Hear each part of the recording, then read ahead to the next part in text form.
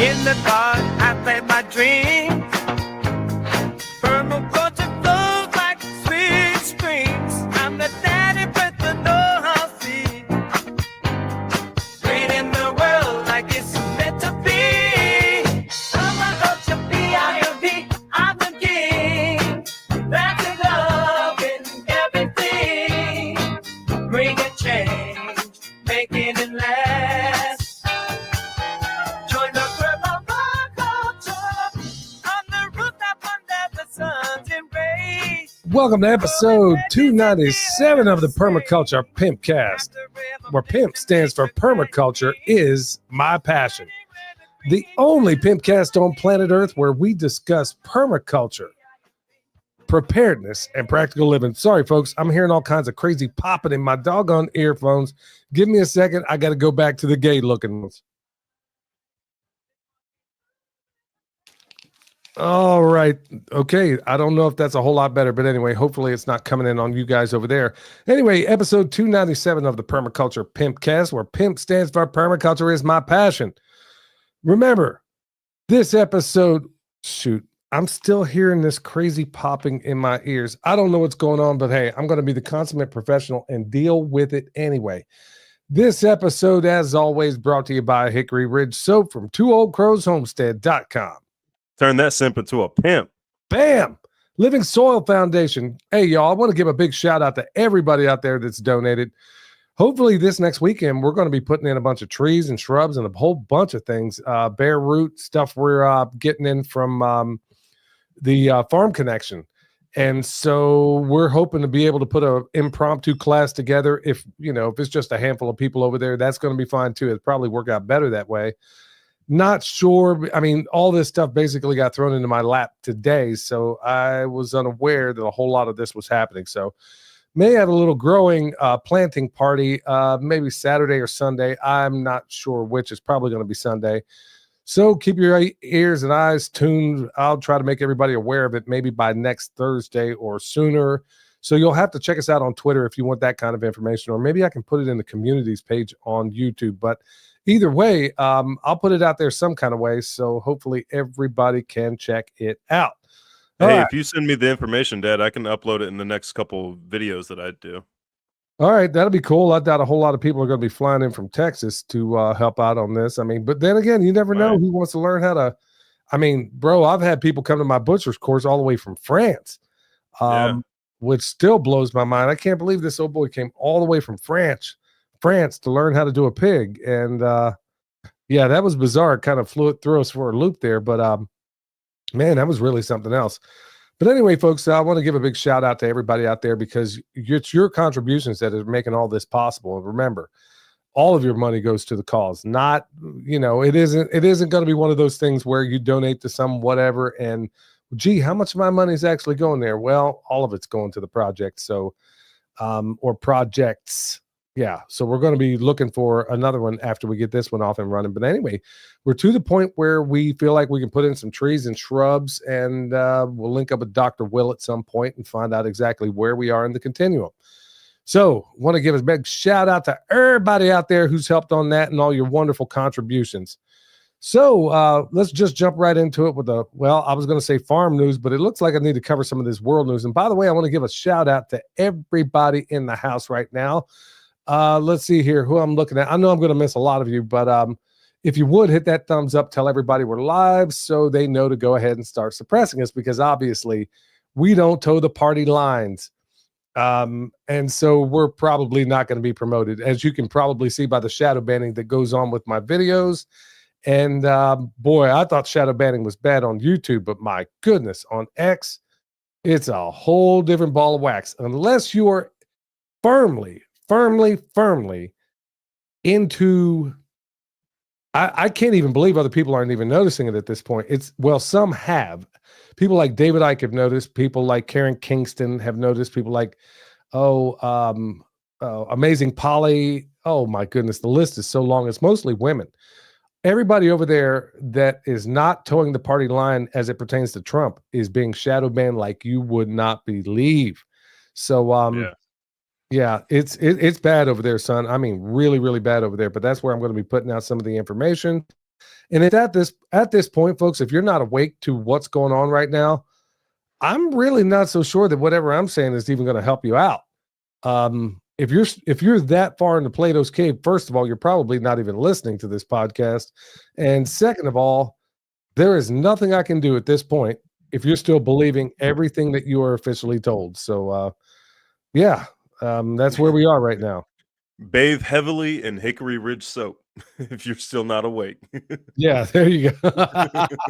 Yeah, maybe Shelly will come out with a wake flavor or smell or well, son, are you hearing any crackling on your end, or is it just on mine when it comes to these earphones? It's just on your end. I would say probably try to unplug everything and then plug it back in because there's no crackling on my end. But when I was talking to mom earlier, her volume on the speaker on my computer was super low. So I don't know if it's connected in any kind of way or what, but there's been some audio issues so far on both ends. But I'm not hearing the popping or the crackling. Okay, cool. Hey, want to give a shout out to Renewed Homestead out there. They're handling all the information, all the stuff in the chat. They are the moderators, so don't start no SH and there won't be no IT. By the way, they got those hoary knives over there. Go to the website renewedhomestead.com and you can go get some of those squared away. Also, want to tell you right out of the gates, look, y'all. I think I can give you chapter and verse, and I'm debating, folks. I am seriously debating on whether or not I want to do an episode on all the reasons I feel like you really need to triple down on your preparedness right now. Everybody, as I predicted well over a year ago, that everybody, as soon as Trump was elected, if he was elected by that time when I was talking, that everybody would go back into the matrix and they would do it with a quickness. And it is happening even to a higher extent than I ever dreamed. It usually goes a little bit slower than this, but I mean, good night. It's like on steroids right now. But anyway, folks, I said all that to say this. Look, we got a butchery class coming up at the end of this month, March. This is probably going to be the last time you're going to get this opportunity. So, folks, I mean, there's some slots open right now. It's a very low price for what's entailed in it. And you're going to want to be there because this is nose to tail. It works no matter the animal. You're going to be doing it hands-on. I would prefer people who are serious. And that's part of why we do the pricing the way it is. I mean, it's because honestly, I'm looking for people who really want to train and be butchers. I want people who are going to actually put foot to butt and learn this process where I don't have to teach you 15 times because you should be able to learn it because you will learn a process, like I said, that works no matter the animal. And if you do it, it works no matter the animal. So whether you got a deer, a goat, or whatever, it doesn't matter. If you use this process, it works no matter the animal. So instead of spending, thousands of dollars like you do for some of these highfalutin butchers courses where they're teaching you how to do charcuterie, which is the last thing you need to learn how to do on a homestead. 9 times out of 10, you don't need to know how to learn mortadella, capicola, prosciutto, all those things. They start off teaching you these things in these other courses. That's not what you're going to learn here. You're going to learn how to properly dispatch the animal. You're going to learn how to gut and skin that animal. And you're going to learn how to break it down in its primal and subprimal parts. And then obviously the grinding, making sausage, bacon, stuff like that is pretty self-explanatory once you get to that point. But that's exactly what we're going to be teaching in this class. And the number one student is in the chat right now, Dad. Rose is in there. Oh, Rosie's in here. Yeah. Oh, boy. Hey, and then you know what? She is honestly the perfect student because seriously, Rosie, man, you asked for a volunteer, bam, she's Johnny on the spot or Rosie on the spot every single time. I sure miss you, Rosie. You're a sweetheart and we love you. And hope everything's going well for you. You are truly one of a kind and you are a blessing to know you. And so many others out there too. I mean, we got some really awesome people in the chat right now. And I want to give a shout out to all the people that will listen in the audio podcast, which obviously will go out later tonight because, I mean, there are thousands and thousands and thousands that are listening on that end of it. So want to give a shout out and a thank you to all of you. Look, the podcast space, there's no shortage, as you well know, son, of people out there that are in this podcast space, especially in the farming space. But we do it a little bit differently, wouldn't you say? Yeah, absolutely. They're all milk toast and dry and limp wristed. And yeah, they just don't sound like farmers. They sound like, well, okay. Yeah, they do sound like some farmers, but it's all the same content over and over and over again. There's this one farm podcast that keeps trying to get promoted to me on YouTube, and they had like a viral clip or something. So I checked it out, and it's just, I don't know who listens to it, man. Everybody just like, they're farming in a bubble. They're farming in a bubble where none of the outside world is actually affecting their farming. Like Andy Frisella says, you need a good environment for your business to thrive. That's why you should care about the environment outside of your your farm and everything, or your business. It applies there too. No, I couldn't agree more. And in the farm oh, thank you, Mary from Texas, $20 super sticker. So yeah, I want to give I don't know the difference between a sticker and a chat. Well, can you spend the sticker? I don't know. I don't know. We will. We'll put it in the Living Soil Foundation. So I want to, everybody who does look, I know look, as we always say, y'all, the number one thing, and believe me, Michelle and I pray for y'all every night. We really do. Before we go to bed, we pray together, and we pray for y'all every single night. So, your donations, your whatever, all the things you contribute, y'all, is valuable to us. But there is nothing that I covet more than your prayers. So please extend them, because, like I said, we will be praying for you as well, especially in these times. But yeah, with all the things going on right now, folks, let me go ahead and finish that thought for a second there. Everybody's sort of acquiescing right now. They're going right back into the matrix. And I really believe that is the worst thing you can do in 2025. I was out with Ben and Denise this weekend, and they took me to this place where you get plants for everyone. And I had totally forgotten all about it. We had been there before, son. I hadn't been there, but I think you and your mom have. Yeah, I've been there. Mom's been there, and I think we've gone together once. But yeah, I never, pretty cool thing. Yeah, I've never personally been there before, but man, bare roots that are. Ben was telling me, he's like, dude, you're not going to believe it, man.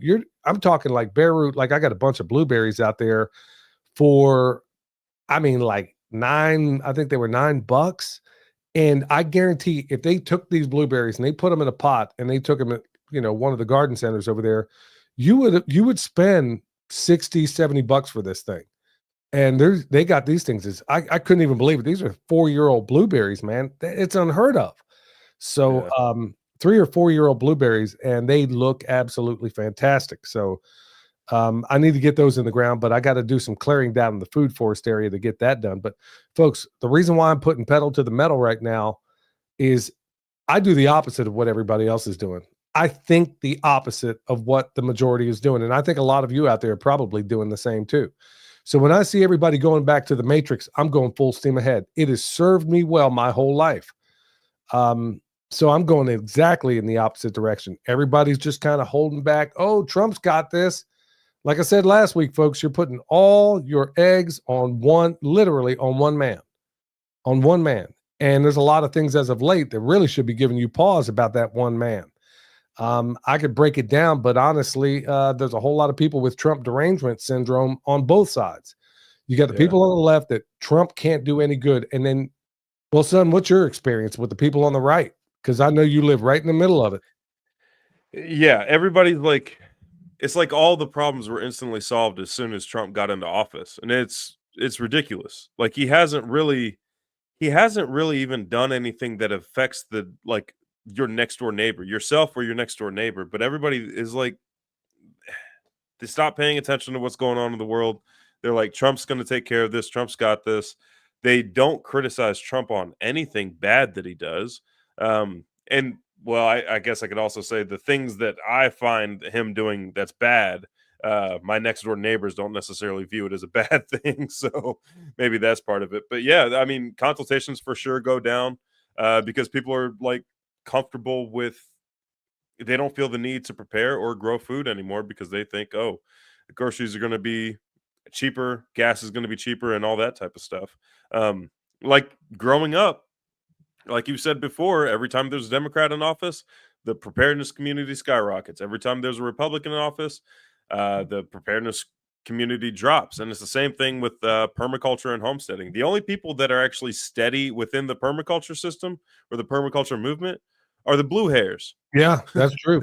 That is a fact. I'm glad you pointed that out because honestly, that is really My goodness, yeah, the weirdos, the people that honestly you feel like you couldn't have a conversation with 9 times out of 10, or almost 10 times out of 10, those are the only ones that really stick with it. So when you get down to brass tacks on a lot of this stuff, it's usually the people on the right that go right back to the suburbs. And folks, like I said, it's as sure as gravity. Happens every single time. But I'm not gonna belabor that. But I do want to cover some other thing, folks. And I'm pretty well convinced that I'm going to probably do a show of the top 10 reasons why acquiescing right now could be the worst thing that ever happened.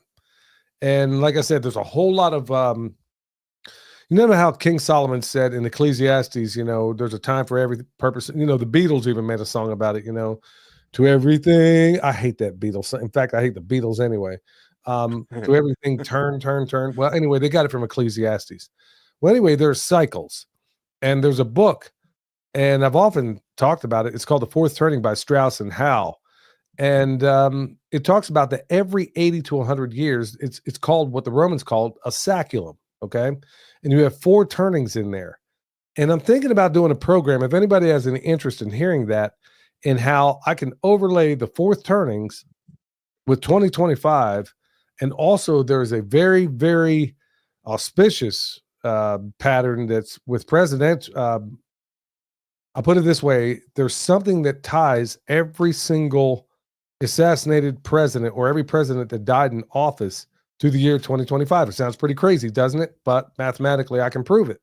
Now, this isn't some woo-woo nonsense or whatever, but it's calendrics to a certain extent. And I'll be honest with you, not all of this is my work.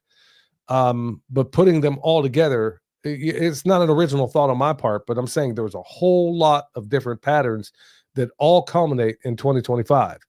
And folks, if you see this, I've exposed it to a number of people so far, but nobody seems to really understand the gravity of it. Maybe I just haven't explained it well, but there's a whole lot of things that are culminating in 2025. Like I said, I think it was in the last program or the one before that, that if you are going back into the matrix, you are going to probably regret it by the end of this year. I really believe that. A lot you got, and Rick Wiles from True News has covered this pretty extensively as well. You have a war cycle, okay? There's a war cycle. There really is. There's the 4th turning. There's a presidential cycle. There's a upheaval cycle. There are all of these cycles, and this is what the very, very wealthy know about. This is exactly what they know about, but they don't teach you and me unless you go out there. This is very, very occulted information. And if anybody has any interest in hearing about this, maybe I can do a program maybe this Thursday and talk about it. But I'm telling you right now, it's going to freak you out, especially the presidential one. If I can do an adequate job of explaining it, it will absolutely positively freak you out when you understand all these cycles that culminate in 2025. Now, and then plus you had the Deagle report claiming that by the end of 2025, I mean, nobody could seem to understand. And of course, this has all been scrubbed from the internet now, but those in the know are aware of the Deagle report and what it was projecting for the end of 2025. And basically, in a nutshell, what it says is a precipitous decline in populations throughout all the planet except for Russia. And there's a few other places, but by and large, not Russia, but everywhere else. I think that's begun. I think that decline has already started. Like, this was something I noticed. I noticed it last summer, and I've noticed more of it today. But last summer, when I was doing 75 hard, I was doing the ruck marches through, I was doing rucks through town, and I was just exploring parts of towns that I haven't seen before. And then today, I was kind of doing a little bit of driving. I was on the phone at the same time, and there was somebody over at the house teaching my wife how to sew and all that. So I just drove around for a little bit. And I was on the phone at the same time, but I noticed, like, this isn't an accurate number, but if there's 100 houses here in DeKalb, Texas, 30 of them are abandoned, and it seems to be increasing. It's bizarre, but there's like somebody's taking care of the lawn. It's as if it reminds me of flying into Guangzhou, China, coming back from Australia. As we're going over, we're coming in at night. It's dark outside. As we're going over, there's a whole city underneath us, but none of the lights are on, which I was like, okay, that's freaking bizarre. And it apparently is one of those dead cities, one of those cities that China, or part of it is one of Ghost those city. dead cities. Ghost cities, that's it. Yeah, the ones where like they build the city and then nobody actually lives there. Apparently that's part of Guangzhou, China, not all of it apparently. But that's what it's kind of becoming here. Somebody is mowing the grass. Somebody is taking care of the landscaping on most of these abandoned properties. And I'm noticing more and more abandoned properties throughout town, and this is a small town decad. Like our claim to fame is Haas Cartwright was born here. Like Yeah. that's the claim to fame for decad. And I think there was a plane wreck or something like that in the 80s or 90s or something. But it's like a small, very, very, very small town, just in between Dallas and Texarkana, and we're seeing a decline in or an uptick in abandoned houses just since I've moved back here. Well, the thing about that Deagle report is nobody ever recorded that exactly as to why or how or whatever, how these numbers arrive at where they do. Now, there's a lot of people out there that have surmised that it may be this, it may be that, it may be warfare, it may be pestilence, it may be the result of people that have taken certain things and put in their bodies. Nobody really knows. But this Deagle report has, always been pretty doggone reliable. So, people are wondering, well, or is it one giant psyop? You got to also consider that. So when I examine this thing and I'm sitting here looking at all these different cycles, like I said, I've tried to bounce them off a couple of people. And like I said, either I'm doing a lousy job of explaining it, but I'm seriously thinking that I need to make the case as to why people, if you're going back into the matrix or you have any, I understand, look, the last 4 years were a nightmare, but have you seen an improvement? I mean, anybody listen to what just came out today with RFK Jr.? For crying out loud? The same guy, Dr. Jane Ruby, posted this interview that he did in September of 2024 with John Stossel, okay? And he was asked, and I got to be careful about how I say this because we're live on YouTube. He was asked if would he give his kids, and specifically the measles vaccine, and he said absolutely, positively not. So all of a sudden he comes up with an mRNA measles virus. I mean, and then you got people like Michael Jaco, former Navy SEAL and CIA operative, who's absolutely convinced at this point that Pam Bondi is being threatened or compromised. Same thing with RFK Jr. Look, I don't know where it comes down on. Look, if you can't do the job, then, get out. I don't know. But do you find it a little bit curious that they were supposed to drop those Epstein files, and then the very next day, we see something that we've never seen before, right there in the Oval Office? Well, first of all, George Bush and the whole Bush family are all scum anyway. At least he did mandate that anybody that walks into the Oval Office or you're going to have any you better be in a suit. And then you get this idiot Zelensky showing up, looking like he's about to be shot out of a cannon. He gets in there, and then all of a sudden you got the president and the vice president in a shouting match. And I'm like, hold on, when has this ever happened? But now nobody's talking about Epstein. Right as people started asking a little bit of questions, all of a sudden we got this emergency order where we just gave yesterday, son, $3 billion to Israel. Remember, we weren't doing any foreign aid, okay? Now, even though Trump promised another $2 billion for and by the way, everybody's forgotten about California and some of the other places, West Virginia, Kentucky, nobody's even talking about them, but promised another $2 billion for North Carolina, ain't seen a dime of it. But all of a sudden we got this emergency order to give $3 billion to Israel yesterday. Nobody's talking about it today. And then lo and behold, today we got this thing with RFK. And I'm like, every time, and then of course we're the United States of amnesia. We forget everything that just happened prior to that. So here we are. And folks, the reason why I guess I need to cover this because people are probably thinking, well, what does this have anything to do with permaculture? Well, folks, I'm a farmer, so I kind of need a earth, okay? Yeah. Preferably a clean one where they ain't dumping crap out of the sky. And I still can't even get people to look up and see that. Son, today was it was as close to blue as you can get, but it wasn't blue. Everybody thinks it's blue, but it's still hazy. And I was going to take a video and show, okay, this is what a contrail looks like. Plane flies across the sky. It leaves a little streak behind it, and then it dissipates. It disappears. It goes away. And then I can't even get people to understand the difference between a contrail and a chemtrail. And I'm like, man, I'm starting to think that maybe we might be, and yeah, Ken and Amy, keep them distracted. That's exactly what they're doing. Yesterday was just the same thing for me. Yesterday we had a visibility. Yesterday morning we had a visibility of like 25 miles or something like that. Like, because it was blue outside, it was super blue the yesterday morning, and I'm like, wow, this is unusual. So I checked the weather app, and it says like visibility up to like 20, 25 miles or something. And then I noticed the plane, but they also had predicted, and this was a brand new prediction because I check the weather constantly.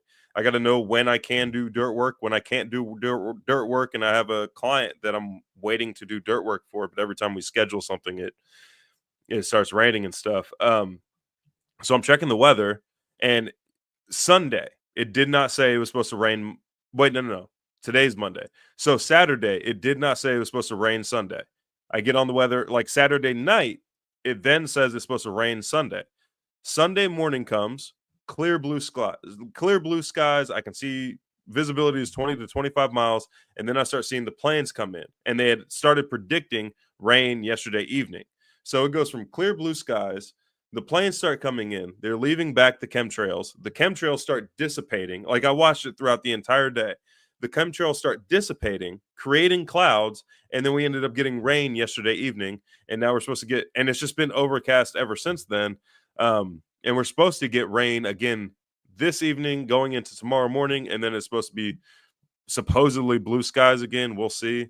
But yeah, I watched it occur yesterday. The whole process happened yesterday. You can still sit here and point this out to folks, and no amount of evidence can shatter a faith consciously based on a lie. And that's really the bottom line to all this. So folks, if you're wondering, why do I keep going on about this? Why especially am I going down? Because honestly, the chemtrails are worse under Trump than they have been ever in my life. And like William said, it is my job. I have to know what the weather's doing. Okay. Like he said, there's certain things you can't do. There's certain things you cannot do, period, without knowing what the weather's going to do. I used to be able to just look up there and see what's going on. And then as soon as I see those planes going up there, I'm like, okay, what's going to happen? Like, well, case in point, son. Okay. So we get 17% humidity right here in a rainforest. I live in a rainforest, folks. 17%. That is almost non-existent up here. Okay. That doesn't happen even at 3,000 feet. 17% humidity. And I put it on Twitter because I'm keeping a record of all this in case somebody wants to see it. Well, I looked in South Carolina, same place. And then lo and behold, over there where it's burning up. I was just about to say that. Guess what they're planning over there? Guess what they're planning? Another smart city in the very location where these things, 176 fires all started at the same time, but nobody thinks what? That's all one giant coincidence? And that's in Myrtle Beach? Say what? Yeah. And how much humidity is coming off that ocean, folks? I mean, look, it's just like T from Mountain Readiness always says. It's amazing how you got to sit here and argue with folks about their ability, even though it's perfectly, declassified over and over. The lady that I had on Cat, if you go and check out the company she talked about, they openly have it right there on their website, what they are able to do. They openly admit that they can do all these things. Oh, you need rain. You need to stop it rain. You need a fog. We got all this. It's right there on the website. And you got to still argue with these hoople heads as to whether or not they have the ability to, okay, so we can do test tube babies. We can supposedly do space travel, which I don't believe. We can do all these other things, but somehow, some way, it's a bridge too far to control the weather, even though it's been declassified since Operation Cirrus, Operation Popeye in Vietnam. We were doing it back then, and I still got to argue with people. And even though you can sit here and present the evidence, it's like, no, I like this virtual steak. Fake steak tastes the best, They ain't cooking it right. Yeah. No, but that's why I'm going on about this stuff, folks. And before I do what I did last time, son, and before we spend the whole doggone program talking about something I didn't intend to, I'm going to move on a little bit because honestly, I could spend folks, I mean, let me know in the chat if you want to hear a timeline or the fourth turning, like why I'm saying 2025 has all the potential in the world to be one of the most tumultuous years in human history that we know of. Well, obviously, I mean, the Great Flood. They do, Dad. Yeah, they do. I was watching it the first time you brought it up. There were a bunch of people saying, like, yes, scare us. Please tell us. Okay, well, I'm going to knock your socks off when you hear some of this stuff because, and like I said, Strauss and Howe proved it in their book. They went over the last 500 years. There are noticeable patterns that happen every 80 to 100 years. And like I said, all of it culminates right here in 2025. So anybody this is what the hyper wealthy know about, and they invest accordingly. That's why you see people like Bill Gates and a number of others buying up land. Why do you think they're doing that? Maybe hopefully this Thursday, if I can put 2 minutes together this is going to take some planning on my part. I mean, I can give it to you from the top of my head, but honestly, I really need to lay this thing out and make it make sense. So anyway, y'all, Wave Watch, Billy 100 will get you $100 off that Wave Watch. It'll hit you up with some self-veggio tones and cures what ails you. I mean, I really love that thing. I was wearing it today when I was out and about doing errands with your mom, which is one of the things I think in this world that I dislike most is having to run errands. Oh, Dad, I went to Sam's Club yesterday. I about lost my freaking mind. Going up to Sam's Club on a Sunday. Yeah. Just these ladies parking their carts sideways in an aisle. They have the biggest aisles ever in Sam's Club, and they still clog it up. Yeah. Emily called me. Emily called me while I was out. And I was like, I'm about to lose my mind. I told your mom the very same thing. There was two guys at Lowe's. I had to stop by there and pick up a few things. He's got a whole thing full of plywood, and he's got it like sideways in the middle, same exact thing in the middle of the aisle. Sometimes, man, I agree. I mean, I just want to beat them over the head, steal their money, and dump the bodies in the creek. It's like, dude, you got to have a little bit more sense than this. I can't even believe. I said, hey, is this your cart right here that nobody can get by? Oh, yeah. And then you look at the guy and you realize at that point, nobody's home. I mean, I knew right then and there. I was like, this is an NPC. And then he goes up to the counter and buys a bag of M&Ms or whatever it was. I was like, okay, man, I just got to get out of here. And then, of course, other people. One of my pet peeves right now, I got a lot of them, as you can probably tell, but the big one is people that waste my time. I don't have a whole lot of time. I really don't. I have limited time to begin with. And people that, I don't know how they manage their time in the course of a day, but it's starting to become one of my biggest pet peeves, almost to the point where, honestly, son, I'm seriously thinking about changing my phone number. I mean, to the point where I had that discussion with Emily today. I was like, I'm gonna get to a point where the only people who have my contact information are her, the baby, and y'all. And it's like you said, it's not the people like that I do like consultations for and stuff. That's not the issue. It's the people that just want to waste your time. That's the biggest issue. Like, one thing that I can't stand, there's this.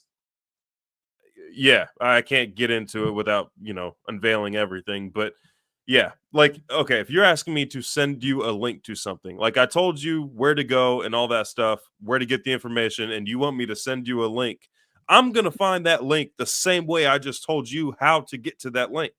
I'm going to type in Google Dane Wigington weather modification. This is exactly it. Dane Wigington weather modification. I'm going to type that in until I find his website, and then I'm going to scroll his articles until I find the one about North Carolina. I agree with you, Dad. That's a big annoyance right there. That is one of the biggest, and it's usually the same demographic that are responsible for it. But honestly, I won't go into that. But it's honestly one of my biggest pet peeves. And there was a time where I had business cards and I put my cell phone number on there. Worst mistake I ever made, because I get text messages from people. I don't have any idea who these folks are. And you're asking me something that could easily be solved with an internet search. Yeah. I mean, just like you said, and that's starting to become a very big annoyance in my life. I have very limited time. And honestly, one of the things I'm trying to do with this thing, with my cell phone, is, when people do contact me, I'm untethering myself to this thing. I allow myself throughout the days. It's mostly a sabbatical, and then I will allow pockets of time where I will actually take it off airplane mode, and I don't even want this thing touching me half the time. I really don't. I mean, I'm starting to think that this thing is some sort of talisman to a certain extent. I pray over it that the Lord gets rid of whatever may be traveling through this thing. I don't know what it is. I just know under the Telecommunications Act of 1996, man, the capabilities of these things are beyond anything you officially know. And good luck trying to get people to understand that. So I am trying to untether myself. That's why in some of these groups where they say, well, they got this new app out there where we can communicate. No, no, no, no, no. Just people are trying to rope me into different things around here. And I just won't have it because I'm like, I'm not putting another app on the phone. I don't even like this thing now. Now I do have that above phone, which is kind of awesome because you can make your own phone number, the whole 9 yards. So I'm thinking about using that, but I got to find a better way of going about this. And honestly, when somebody pesters me a little bit too much, I will delete them out of my life. I mean, especially when you're asking me questions, I have very limited time to begin with. And you're asking me that's honestly, people that waste my time are starting to become a massive annoyance in my life, especially when you could easily find the answers to these questions with a simple internet search. For me, it's not even the communication with people. Like, because it's different at festivals. Like, do you get worn out at a festival? Yeah, you get worn out, but you don't get annoyed the same way you do with the phone. Like the phone, there's something about this phone Right. that is that is draining because I could talk to 15 people in a day in depth about permaculture and be satisfied. Like, I feel fulfilled at the end of the day. You know what I mean? But if I Right. talk to 15 people on this phone about permaculture or about anything, I feel like irritated and drained at the end of the day. It's just the communication through phone. Like, I wish it was back in the day where I don't know if letter writing is as exhausting, but No, no, because it at isn't. festivals, I don't have this issue at all, but on the phone, it's utterly exhausting. My worst part of the day, every single day, is checking emails. Yeah. And people that aren't, yeah, I mean, you got to be concise. I can't spend 5 minutes reading emails and stuff like that. But no, the people that waste my time with things that I know that they could easily find out for themselves is starting to become a very big annoyance to me. And it's funny you're having that same issue because honestly, I told your mom, I said, I am Danny at Deep South Homestead, he got rid of his altogether. And it was like, it was just honestly too much. And the capabilities of what they can do with this thing and the effects that it can have on your body are seriously deleterious to your health. So I'm trying to remove myself. I mean, obviously we take every precaution, but I'm getting to the point now where I don't even want this thing near me. And it's just, and honestly, if you text me and I don't text back for hours and hours and hours, and it's something of note, well, you know what? How do we do it back in the old days? It's just going to have to wait because I'm not going to be tethered with this thing, and I'm not going to sit here and let this thing run my life. And yeah, so that's another little development in my life. So let me go ahead and finish this up, son, and we'll move on. So March 18th through the 22nd, Shalom Temple's got that 5-day immersion event. Obviously, Barbara O'Neill is going to be there, and I'm hearing Dr. Sherry Tenpenny, if I'm not mistaken, she's going to be there as well. I guess she's just been added to the roster. And I think Jonathan Otto is going to be doing it remotely. So yeah, there's going to be a number of Sherry Tenpenny. Boy, I mean, what you talk about, a legend. Wow. I mean, she's been at this thing a very, very long time. And I can't wait to ask her about some of these things. And because she knows about these cell phones and the capabilities that they have and the deleterious effects on our health. So there's going to be a lot of people that are going to be able to answer some of these questions. March 29th, Homestead Butchery. I already said it before. That's going to be at Renewed Homestead. Yeah, let me see here. Denise put it up on the screen. This is the Sustain Me event that's coming up. And at Renewed Homestead, March 29th, at the end of this month, is probably going to be the last butchery I do this year. I got way too many irons in the fire, y'all, and I really can't do anything else this year. So anybody that was wanting to train with us, this is going to be the last time probably this year, barring something. It's on the screen right now for anybody that's interested. You're not going to find a better price, and you're definitely not going to find better instructors. Bam. And you need to walk away with a little bit of meat on this thing. But yeah, you're going to learn how to do this thing from start to finish. So how many sheep are y'all processing, Dad? I don't know altogether. Maybe Denise can tell everybody in the chat, but we're going to be, yeah. So you're going to learn how to do it ethically. You're going to learn how to do it where, you know, the animal, honestly, with sheep and pigs, honestly, when you smoke one of them, man, they don't even care, man. They'll just go back to eating like, oh, Vinny bought it. But look, I mean, last time we did it over there, I even did it with a knife one time, showing folks how to, you know, how to dispatch them with a knife. So all these things can be done. So yeah, we'll gather them up, get them in the freezer, and show you how to do it properly. I don't mean to sound so flip, y'all, but this is a very solemn and sacred act. And yeah, we don't need any lunatics over there. All right, May 2nd through the 4th, Mountain Readiness. Hey, they're going to be doing a fundraiser for Living Soil Foundation. It's going to be a ballin'. Chef Shane is coming out there, man. He's got like this Moroccan thing going, son. And he sent the menu to me the other day. I wish I keep forgetting to pull it up right here. But I'm telling you what, it's like family style Moroccan dinner. And you know, Chef Shane, you're not going to leave there. You're not going to leave hungry. I mean, he's got everything all the way down to Moroccan desserts. So this thing's going to be, yeah. So I don't even need to hear the recipe or the menu. Anything Shane makes is off the hook. Yeah, I don't even care. I mean, if you tell me Shane's cooking, I don't care. I mean, if Shane's cooking it, I know it's fantastic. So yeah, Moroccan fare, y'all. I'm seriously looking forward to that. So May 2nd through the 4th, Mountain Readiness. It's the best festival, I promise you, you don't know about, and you want to go check it out. Best instruction. And it's not, folks, I can't overemphasize this enough. I mean, you get a lot of these homestead festivals, and that's not what T was looking for. He was looking for homestead preparedness, all of it under one roof, because you go out there, these homestead festivals, they bring in a couple of well-known people, and you just sit there and watch them. And that's not what he wanted. He wanted something that was hands-on. I mean, you even got Pat Miletich, former UFC world champion, probably trained more world champions than anybody else. He and Dr. Will are going to be out there. And yeah, I think they're going to blow your mind with I'm not sure the full extent of what Dr. Will or Pat's going to be doing out there, but it ought to be fantastic. I guarantee it. So maybe Pat might choke one of y'all out. So who knows? Redemption Shield 10% off with promo code PERMA. All right.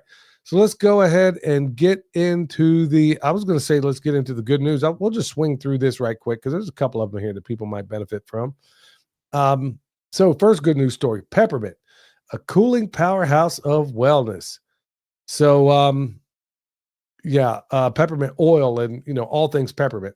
So we're getting into spring, y'all, and you got to start thinking about some of these herbs that you could be growing. But peppermint and mint, obviously, are some of those things that can get away from you. Yeah. It's one of the earliest memories I have growing up in Pennsylvania. My grandma would take us out there, and we would pick this mint. And, of course, growing up at that time when I was a kid, I mean, you had a 70-year-old grandmother at the time raising 6 boys, while my mom and dad were locked up. And yeah, and you know, it was the little things in life that honestly were just so magical for me. It's those things I remember where I would walk with grandma out there and we would just pick this armful of mint and I would chew on it. And I remember I was like, wow, this is something else, because folks, I grew up, we never ate sugar, not because we didn't like it. It's because we couldn't afford it.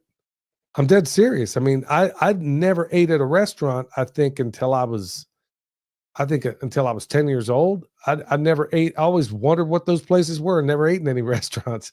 So if we ever ate candy, I take that back. It was made out of molasses because it was available.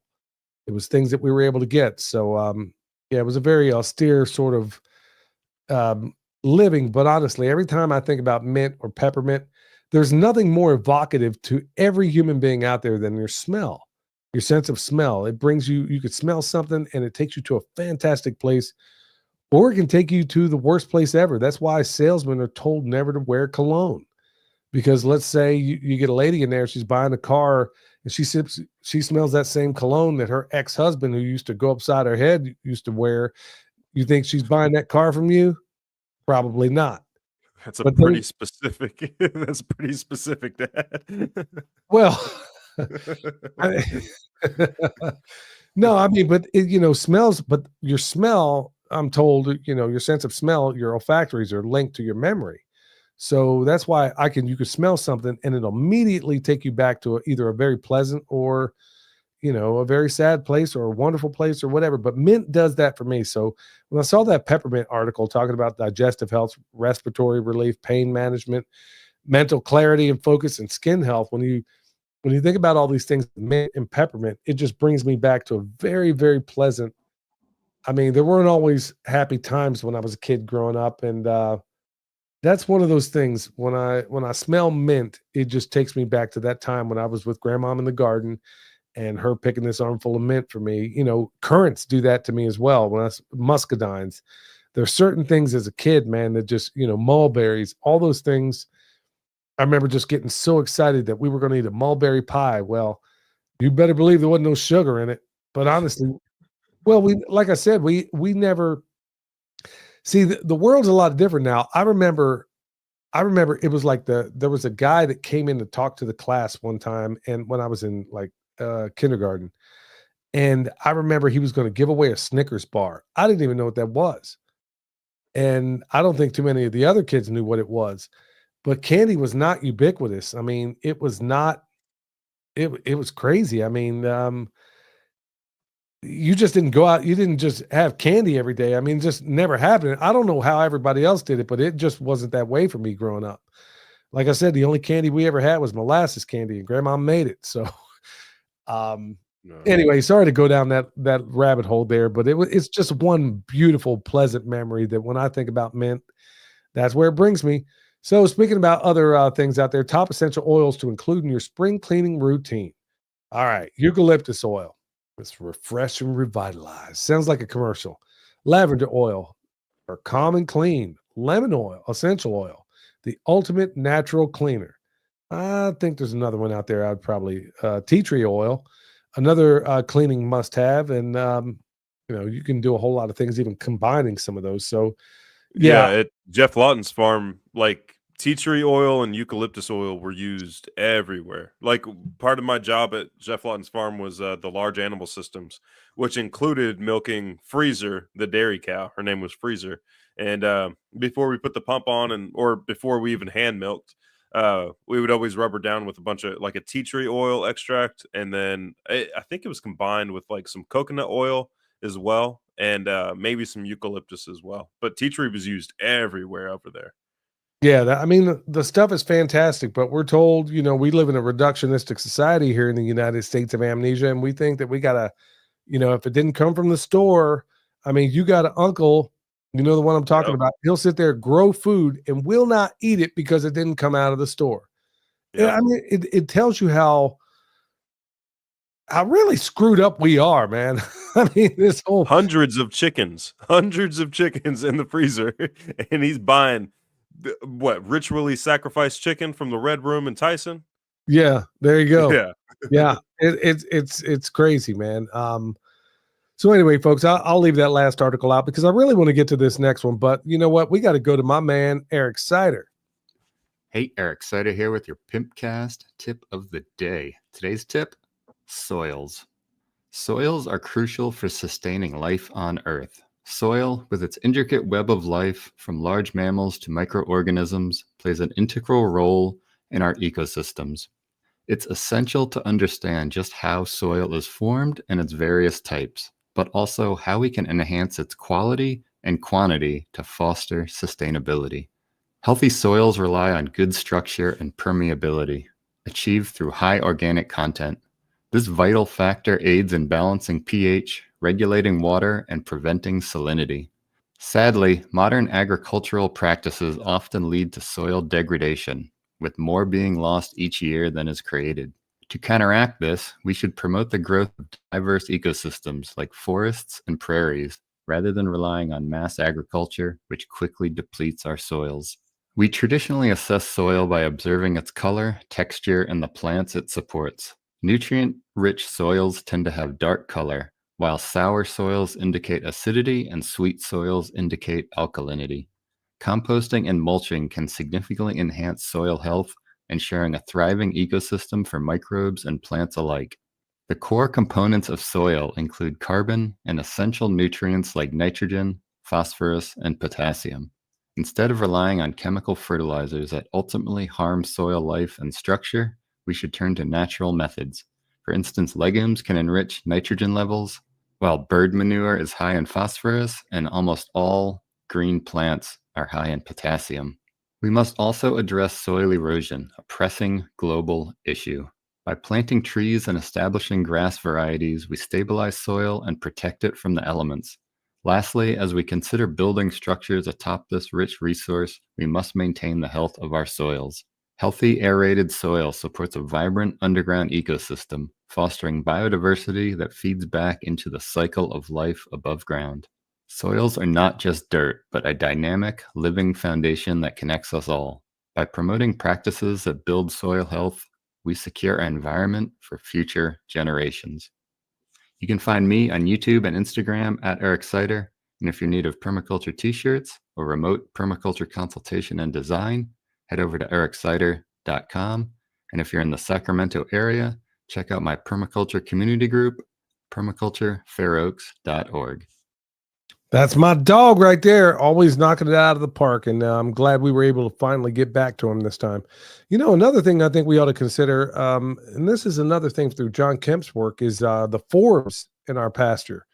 You know, it's all these things that, you know, the farmers are generally trying to get rid of. You know, grass basically stays within the A horizon, but man, you got things like forbs that could anchor in your soil in the most massive kind of way. I mean, they could be going down, we don't even know how far. I mean, 20, 30 feet, who even knows? So you get enough forbs. You also want forbs in your pasture. I mean, it's really good stuff for your son. I don't know what just happened on your end, but that was your phone. I'm not sure what that was. It vibrated, but that was, I'll put it here on the coffee table over here. You don't want that thing wherever you have that table, because it definitely sounds weird. Yeah, but anyway, think about those forbs in your pasture and check out the work of John Kemp. Basically, a forb is anything but that isn't grass. Okay, so the weeds, we'll call them weeds. Okay, that's what everybody's going to tell you what they are. But yeah, just like everything else, when it comes to your animals, if you can get those guys, and they're so much more power packed, I probably ought to do a show on that as well, as far as the forbs and stuff out there. So EMP Shield, y'all, $50 off with promo code PERMA. Look, things get stupid. You're not going to the club, you're going to the house, or you're going to your bug out location. And yeah, EMP Shield, look, even on your house, if anything gets downstream and Kentucky Fries anything on the inside of your home, they're going to cover you for 25 G's. So EMPshield.com, promo code PERMA will get you $50 off.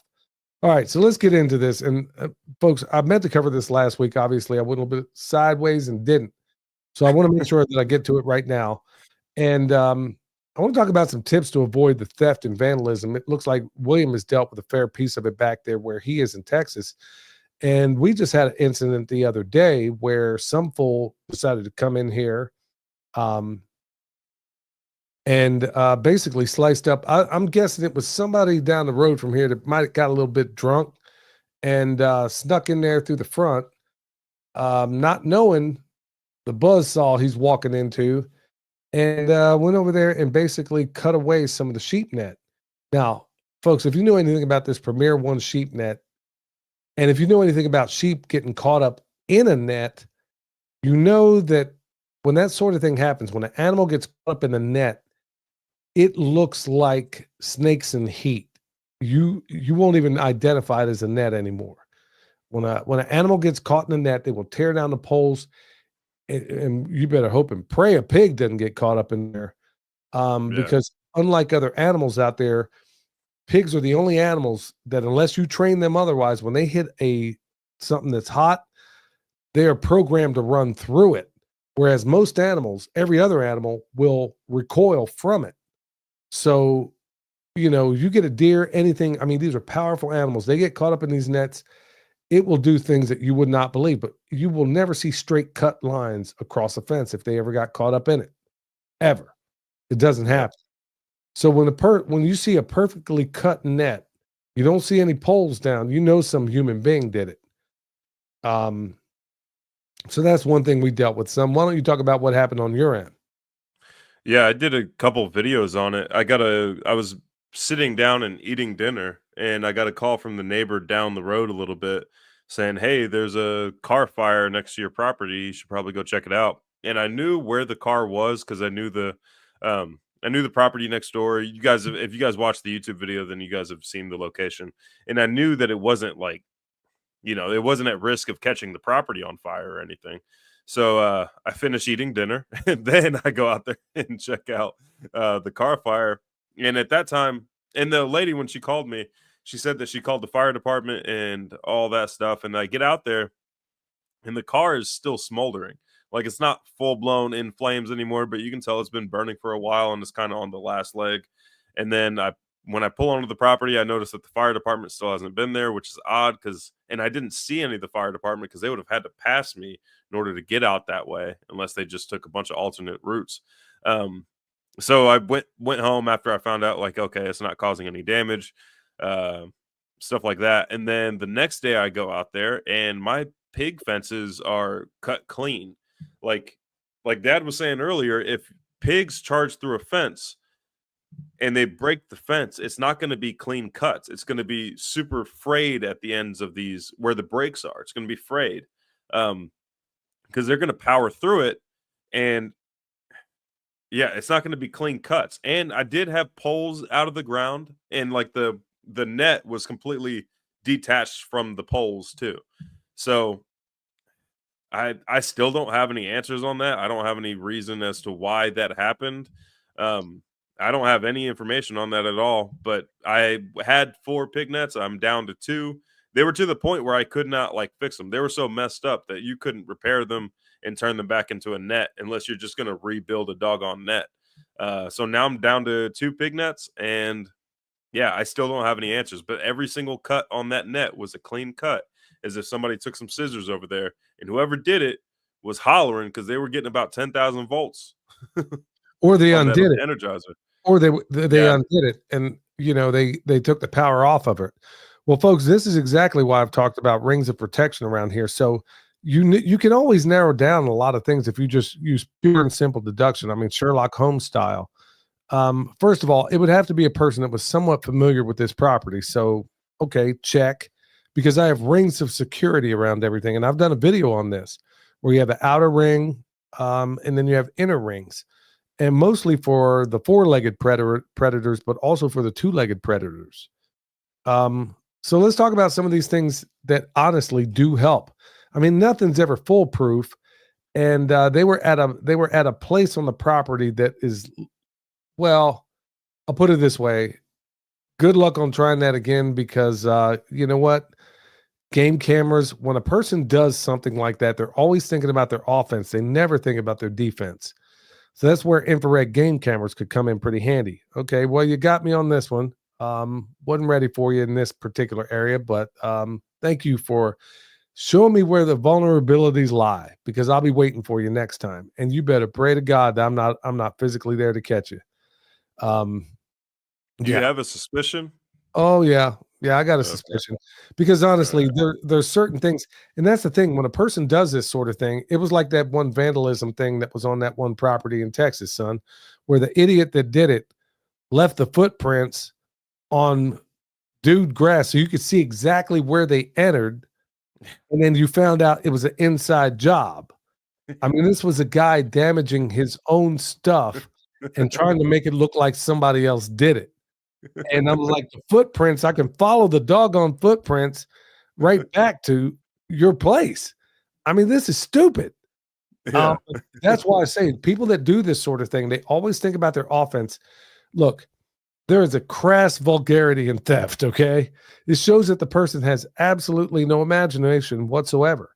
And they're so busy thinking about their offense, they're not even, in most cases, ever thinking about their defense, okay? They weren't trained as a sapper. So they're not going to be thinking about that sort of thing. But honestly, limit your access with fences and gates.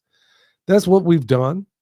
And then honestly, there are other things that you can use, like multi-floor rows, because number one, a thief or vandal will always pick the avenue of easiest approach, almost always. They will never go through a briar patch of multi-floor rows or anything like it. So where I'm saying it's a double-edged sword, it could be the worst thing in the world, but honestly, a person is not going to just go through something like that without without going in there with something to cut them down. Okay. You're not getting through that. You're not going to walk through it. So these are like the hedgerows in World War II. You're not just going to walk right through that. Oh, you can use motion activated lights and alarms, but remember, lights and alarms are a double-edged sword. Okay. Now both sides know what time it is, Install security cameras. You can use things like the infrared camera. Like I said, you were at a place where you couldn't get caught. I'll be ready for you next time. And like I said, I'm not typically a violent man, but if I catch you on my property,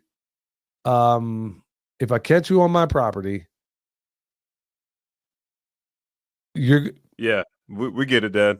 Yeah. Don't do it. If I catch See, you on and this is a common thread right now because Tony over at the confessionals, he's having to put out the same PSA. He's like, hey, don't show up on my property. I don't know what's going on lately, but there's a thing going around where people are going to like if you're on YouTube, people are coming to visit your property for some reason. And thankfully, the demonstration site isn't where I live. So unlike like I mean, you're like where you're filming and stuff like that is where you live, but the demonstration site for me isn't where I live, so I don't have to, and I don't have anything valuable out there. The most valuable thing I have out there are the pigs for the most part, and I have cameras on them, and yeah.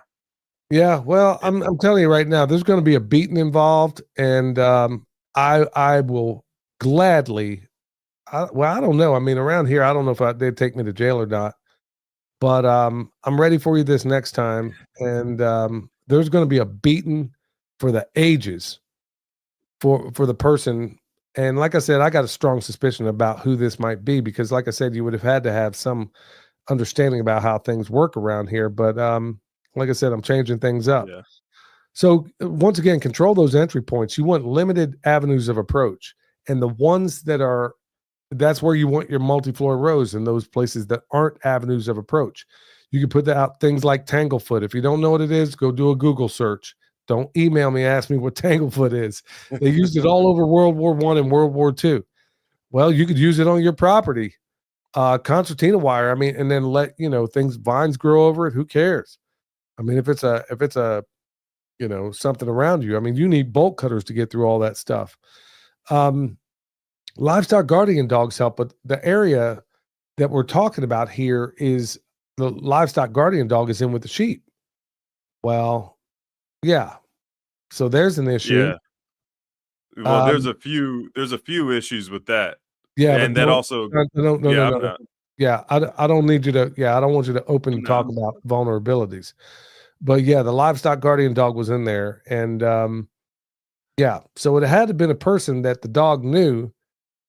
That's what I was gonna say. That's all I was gonna say. Yeah, so so you got to vary up your routine as well.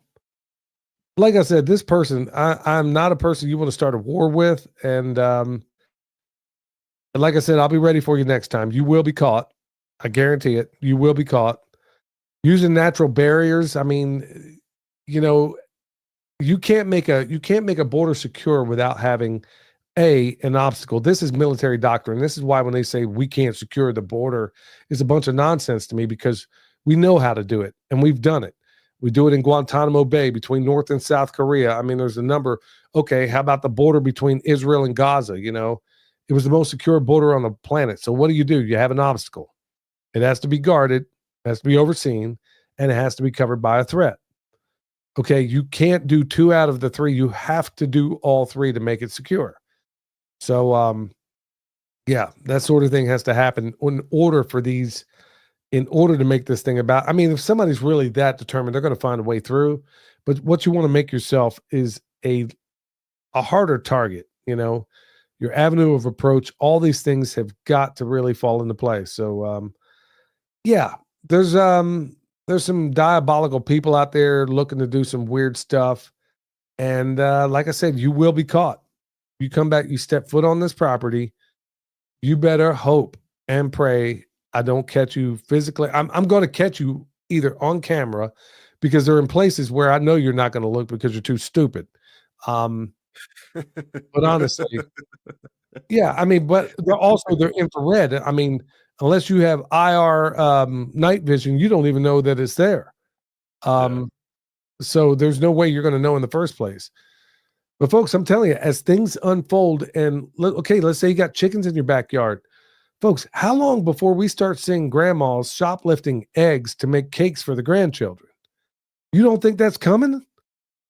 I mean, the egg prices are already sky high right now. And guess what? They're projected to go up another 45% this year. It's only going to get crazier. Well, if egg prices go up, what do you think that does for all the other things that are value added made with eggs? They're going to go up as well. Everything is made with eggs. That's why I'm saying to rest on your laurels right now. Even the Trump administration is openly admitting that egg prices are probably going to go up another 45%. Okay, so why are you not putting the brakes on this? This whole hoax, this whole bird flu, this whole thing that's going on right now. Why are you guys not doing anything about that? So bottom line to all this is, folks, the reason why I'm talking about this right now, it's not, that's why I said vandal. Yeah, in our case, it was vandalism, but it can be vandalism and theft. I mean, you've got to be thinking about your gardens. You got to be thinking about these. I hate to even tell you this stuff, but it's a reality right now before things even get crazy. Because there's going to come a time where people are going to be robbing people for their eggs. Guys, I mean, Tractor Supply has chickens for sale right now. In fact, I was just there contemplating getting a little baby goose for June. Like, you can go get chickens right now and, secure that egg. You don't need much space. If you have a backyard, you don't have to have a rooster. So if you're living in like a suburbs or the city or something like that, and there's a rooster ordinance in your town, you don't have to have a rooster to produce eggs. It helps so you can reproduce chickens and stuff.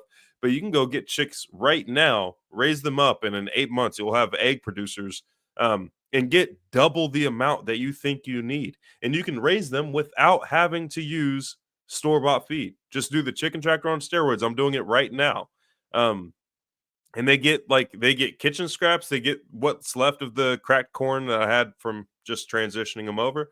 And they get food scraps, and they get the biota from the compost. And here pretty soon, whenever the garden starts kicking up again, they'll be getting any garden waste that we don't eat ourselves. I'm not even including any kind of restaurant. Like whenever you guys were doing it, you guys were getting food scraps from the restaurants.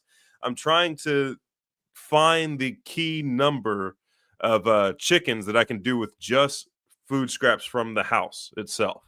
Like, you don't have to go to the grocery store and keep buying chicken feed. You can get off that system and raise your own eggs for free. You can make money raising your own eggs, not even from selling eggs. You could sell compost, a byproduct of making your own eggs. Like, there's a bunch of different options out there, y'all. Chickens are one of the easiest ways to get into producing your own food. Yeah, and with that chicken tractor on steroids, I mean, you got a system there that will absolutely get it all done. But what good is it when you got idiots out there, and a lot of them are in the area where you live right now? You say, "Hey, have you ever thought about putting any food back?" You tell them years ago, "Oh, I don't need to put food back. I got guns." Oh, so your idea is to go out there and raid and pillage people if the worst should happen, or if things get bad enough, that's your solution. You don't put foot to butt right now. I won't even talk to a person like that. I mean, but there's a lot of them. But don't train. They don't train. No, they don't train at all. Like, go ahead and try to raid this house. Yeah. See how quickly that stops. Yeah. I'll go hunting. Well, have you ever been hunting before? Okay. So let's say you kill an animal. What do you do with it next? I'm serious. This is the kind of conversations I've actually had with people back there in Texas. They think I got a gun. I had one guy, family member. All he had at the time was a handgun. He's going to go hunting with a handgun. Yeah. Who are you hunting? Humans? Because you ain't catching you ain't going deer hunting with it. Yeah, but it's that mindset. But folks, this is why I'm talking about the theft and the vandalism right now. Is, like I said, they're talking another 45% this year. And you got people on fixed incomes that are already struggling right now. But we got another, actually over the last month, what was it, 18 billion we just gave away to Israel, but we got rid of all of the, remember, we're not giving any foreign aid out there. Oh, but we just gave another 18 billion to Israel. That's not foreign aid, Dad. Oh, That's not foreign aid. Yeah, whatever was I thinking? Yeah, whatever was I thinking? Well, that's really it in a nutshell on that one, folks. I mean, I got one other thing. There was a Canadian that reached out to me. Always love our friendly Canadians, friends to the Great White North. There's a lot here, but basically he had another thing I figured I better cover. He says, we have land and we're raising pigs and chickens for 5 years now, but never through the winter. The reason why this really stuck out to me was I know there's not a lot of Canadian people that are into preparedness. I just don't happen to know any of them until now. He and his wife had dealt with cancer, and they got through it on the other side, thank God. And he's asking one question. I mean, this is going back. It's kind of on the heels of what we were talking about in terms of preparedness, but he sent this email, and I figured I better cover it because it's probably going to be a benefit to a lot of people out there. He says, do you do any teaching about smoking, pickling, or curing or drying meat for long-term storage? I have 3 freezers full of meat, but that doesn't help if things go south and the power gets turned off and I'm told to move to town. Yeah, I'm thinking of a long-term survival if we live outside the system, and that makes sense. Okay, I'm going to tell you right now, Patrick, let me think. Yeah, Patrick, I'm going to tell you one of the best ways of going about it. Honestly, that's where a freeze dryer is honestly the handiest. Yeah, you can look, we can meat. I'm literally sitting on the behind this camera right now is a lot of canned meat, chicken, you know, you name it, beef. I mean, I got a whole ecosystem up in this place, and it's all in jars.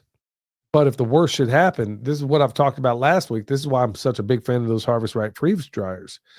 Is that if the worst should happen, how many jars do you think you can get out? And if you had to move quickly without busting them up, getting them where you're going, and off and running, it's going to be tough. It's going to be tough. But when I freeze dry it, I can literally carry, I haven't done the math on it, but I honestly seriously think that I could carry, because I do, okay, so in each large freeze-dried packet that I have there is the equivalent of 6 pounds of meat that I have in a container that's about 11 inches wide. That's 6 pounds of doggone meat. That is a lot.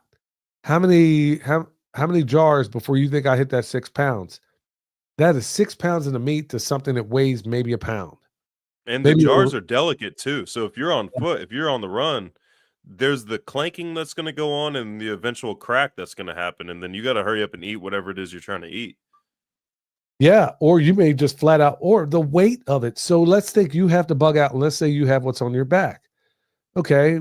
Look, freeze drying wasn't an option before, but it is now. So I would definitely use it because let's say it came to the point where you had to bug out with what's on your back. Well, I don't know how many cans you can carry, but I don't know either, and I ain't going to find out because I'm going to snatch up all the freeze-dried meat. And I don't just do meat. We do prepared meals. So, which I don't understand why you would do it any other way, because even though I do have meat that's in and of itself, because there were times where I had to get rid of this meat and I had to do it quickly. So there are packs that have nothing but meat in it. But honestly, why not just put an entire meal together? That's the beauty of a freeze dryer, is that it's made exactly the way I like. I don't have to sit here and try to mix things. Think about it. In a crisis situation, the last thing you want to worry about is, do I need to, how to cook this meal? Mm-hmm. No. Last thing and then the cool thing about doing it this way is that the whole notion, all I need to do is put water in it. And so one of the biggest things that will give you away in a clandestine environment is the sense of smell. Okay, when you're out there cooking meat, believe me, to a person that's hungry, that smell picks up like nothing you've ever seen before. Well, I can eliminate all that with a freeze-dried meal. That's why I'm such a big fan of the freeze dryer. And that's why William said last week, if things jump off, let's say they did give you a $5,000 check from the government and you feel like you need to get prepared. Now, I know you're in Canada, so don't worry. You'll be the 51st state here before too long. Just kidding. But if they did, I mean, honestly, I can't think of a better investment. If you're concerned at all about preparedness, because a freeze dryer is a game changer on so many different levels, whether it's bringing in the harvest. But going back to you and your meat, yeah, canning, smoking, all those things are wonderful ideas, but you could still smoke it, make a bunch of jerky if that's something you like, and then That's what I freeze was dry it. thinking. You don't even have to smoke it to make the jerky. You could go the Alton Brown route where you had that box fan with the air filters. Right. You want to make sure it's the cellulose ones, the ones that's made out of plant fiber. But you just like cut your beef into strips, and it only really works with beef. I don't think you can get away with this with like pork or chicken. But you cut your beefs into strips, you lay it in those little V's on the air filter, and then you bungee cord that to your box fan, and then just run that on high for like what 6 to 8 hours, and then you get some pretty decent beef jerky out of it. In fact, I was going to make a video on it here before too long, just because I think it's neat. No, I think all those things are really cool hacks and everything. But if you want to do it at scale, that's where that freeze dryer is honestly it's a game changer in so many different ways. Because I can carry, like, okay, you're concerned. I mean, you're specifically telling me in here that you're concerned about having to bug out and if the worst should happen. Well, you can't beat a freeze dryer. Canning jars are just so doggone cumbersome, especially to move. Yeah, it's pretty handy around the house. There are things, there's some things canned I absolutely love, but you can't beat a freeze dryer. You just cannot beat it. And by the way, you keep way more. You keep like 90, I forget how many, 90% of all the minerals and vitamins and everything that are in there in its form is when you do use a freeze dryer. And the weight constraints, I think I probably beat that horse pretty good, but yeah, I really wanted to cover that because when you get down to brass tacks on all this stuff, folks, freeze dryer is hard to beat. It really is. Yeah. Anything you would The add? only issues that I can see with the freeze dryer is if you're in an off-grid situation, that's a lot of power consumption there. And then piggybacking on what Jason Browning just commented in the comments. So how long does it take to freeze dry the same amount of meat? It depends on the humidity of the surrounding area. So there's that to contend with too. The cool thing about doing the dehydrator is the downside of it is that there's way less that you can prepare with the dehydrator. You're limited to basically just like very basic meats and vegetables, and that's kind of what you're stuck with. But the other cool thing about a dehydrator is that it's very low tech and it requires very little power input to do so. You don't even have to have a box fan to dehydrate. You could build yourself a little campfire. You could put a little rack above the campfire, cover it around the sides, and then you have a little primitive smoker. So that's a form you could do too. You got to weigh it out. Like if you have the money to spend on a freeze dryer, 100% you should definitely get the freeze dryer. I've told people they had a choice between getting a freeze dryer and a consultation, and I told them to get the freeze dryer because it is that important. Like we can figure out the rest of the stuff, but if you get a freeze dryer, then you can start putting back meals immediately.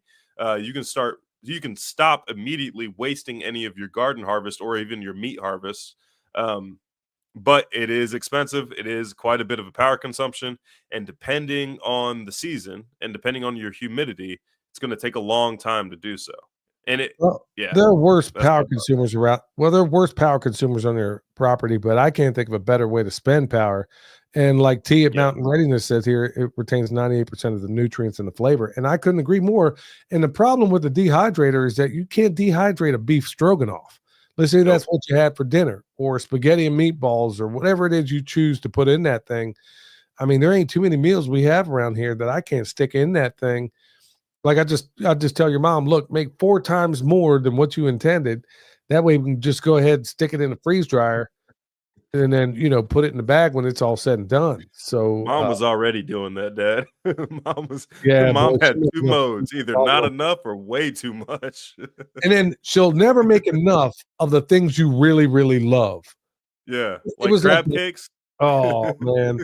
Yeah, she'd kill us with this, man. It was like you make too much of the things. I mean, there's nothing she makes that isn't wonderful, but Yeah. she make too much of something that we're eating this stuff for days because we don't waste no food around here. I mean, boy, that was the one way to get a whipping growing up. From it never happened around there anyway, but my dad was like, boy, you can eat all you want, which usually meant bread and water after you got done with the main meal. Because Hey, Speaking on the freeze drying thing. Oh, go ahead. My bad. I No, cut you go off. ahead. Go ahead. Speaking of the freeze dryer thing, somebody just recommended dehydrated slices of Asian pear or regular pear is highly recommended. The best thing I've ever had from a freeze dryer was my buddy and his mom made a bunch of freeze dried snacks for June. The best thing I ever had was a freeze dried cherry, like a pitted cherry. You throw that into the freeze dryer, and it's almost like a candy jawbreaker that actually crunches. It's like the perfect amount of crunch. It's the perfect sweetness. Yeah, freeze dried cherries. Try those, y'all. They're amazing. You know what? Now there are some downside on some things like blueberries. Man, you got to literally poke a hole in every last one of them to get them things to freeze dry. We've tried it the other way. We've tried blueberries. That's the one downside. There are some other downsides. You can't. I mean, there's certain butter. You can't do that. I mean, somebody does it, but there are a lot of blessings in that. But honestly, folks, if you can arrange it, yeah, freeze dryer is pretty hard to beat. So, but this gentleman from Canada, I really wanted to cover that because honestly, folks, this is why mountain readiness that's coming up right now. This is why it's such an important thing because they're covering skills that you're not going to get at a homestead. The biggest complaint I have about most homestead festivals is there is no preparedness component. Let's be honest here. It's it's the same tired classes talking about the same tired stuff that's been covered over and over and over again, and that's why I don't go to them anymore. And honestly, unless it's something like mountain readiness where you're going to actually learn some skills that you can really put to work, I'm not interested in going. I don't care what you're paying me. I'm not going. I got better things to do with my time. But when I go to something like that and I'm learning from Vietnam vets who've learned under the best trackers in the world, like the Montagnard in Vietnam, or, I mean, you name it, man. There's just an array of classes out there that you don't get at a homestead festival. And that's like I said, I'm just not. The biggest frustration in my life right now are the people that waste my time. Or you want to sit here and go on and on and on. Look, I don't know what you do in your course of day, but man, I am busy. I mean, I am busy. I got a lot of stuff going on and I'm trying to prepare. Now, folks, I'm going to do everything I can. I can't promise you, but I'm going to try by next program and talk about what's that going to be? I guess Thursday. Oh, by the way, this Wednesday, this is going to have to be on Rumble. I got Dr. Man, I can't think of her name right now, but I'm telling you what, she is going to knock your socks off. It's going to be Wednesday. I can't even think of her name right now. But that's going to be this Wednesday coming up. And then Thursday, if I can somehow swing the time to put together a program to talk about all these different cycles that are culminating right now in 2025, it's probably going to freak you out. So especially one of them in particular that is going to absolutely freak you out. And you probably never heard of it before, but I got the goods. I got the numbers. I can prove it. And it's a pattern that repeats. And I hope I'm wrong. I truly hope. If you send me the info, I can make a chart if that would be helpful. I might wind up doing that, but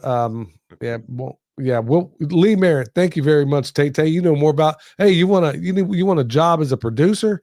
Dr. Lee Merritt. That's who I'm going to be talking to on Wednesday. A lot of squirrels going up here right now, y'all. Well, they want to know what time, Dad. It's going to be, I think 7. I'll have to let you know for sure, but I think it's going to be 7:00 Eastern. Dr. Lee Merritt, you thought Dr. Artis knocked your socks off last time, folks. When you hear the stuff, Dr. Lee Merritt, like I said, there is no way on earth I could ever get away with this on YouTube.